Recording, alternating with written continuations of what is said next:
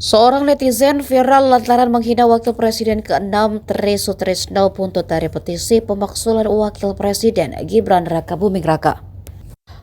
Pria yang mengaku bernama Bang Arul itu menghina gigi Tri Sutrisno yang sudah tidak ada. Siapa sangka di era Orde Baru, ternyata Tri Sutrisno pernah sangat gagah. Ia memiliki tubuh tegap dan rambut yang sangat menggambarkan seorang prajurit TNI. Ketika muda, wajah Tri Sutrisno terbilang tampan ditambah dengan postur tubuhnya. Sejumlah potretnya yang masih berseliweran, ia terlihat mendampingi Presiden kedua Soeharto. Tri Sutrisno termasuk TNI yang jabatannya melesat karena jenjang karir bukan dari nama besar orang tua. Sebab ayah Tri, Subandi, hanya berprofesi sebagai sopir ambulan di Dinas Kesehatan Kota Surabaya dan ibunya bernama Bardia yang berasal dari Surabaya adalah seorang ibu rumah tangga.